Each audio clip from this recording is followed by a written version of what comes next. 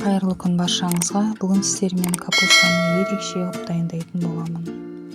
Видеоның соңына дейін көріңіздер. Бізге қажетті заттар: капуста, 3-4 штук қызылша, чили шыбыр-шыбырю және чеснок. Ең алдымен қайнаған суға дәміне қарай тұз қосамыз. Жақсылап араластырып суытамыз.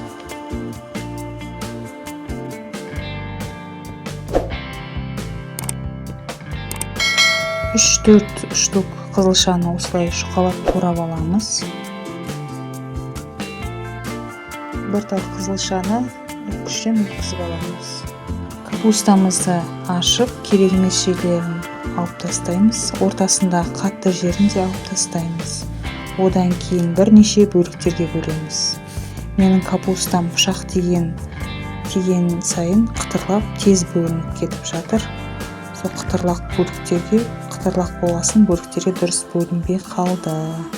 Капустаны жуан тілікке бөлсеңіздер де, немесе жіңішке тілікке бөлсеңіздер де болады. Ол өз еркіңізде. Жуан тілікке бөлсеңіз, іш жағы ағарып, тек сыртқы жағы ғана қызарады. Ал жіңішке тілікке бөлсеңіздер, ішкі жағы да, сыртқы жағы да толықтай қызаратын болады.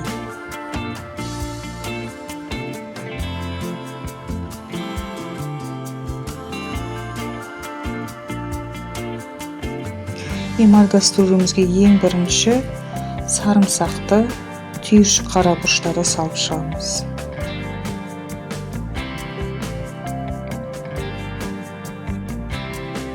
Және лавр жапырағын да саламыз, қызылшаны да саламыз. Одан кейін қырыққабатымызды саламыз.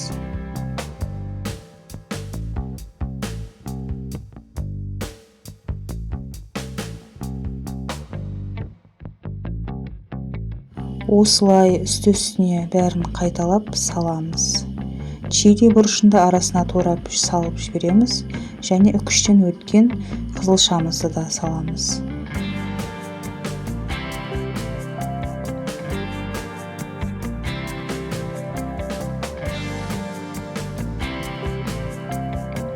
Барлығын салып болғаннан кейін суыған тұзды ерітіндімізді құйып шығамыз.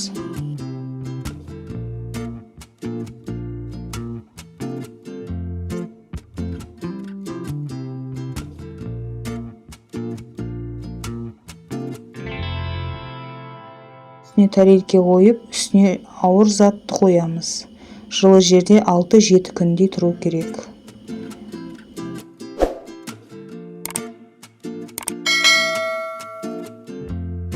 Жеті күн өтті. Осылай суы бетіне шығып, қызыл түске боялды. Мінекей достар, біздің капустамыз дайын. Міндетті түрде жасап көріңіздер. Егер видео ұнаса, каналыма тіркеліп, лайк басып, комментарий қалдырып кетіңіздер. Келесі кездескенше аман сау болыңыздар.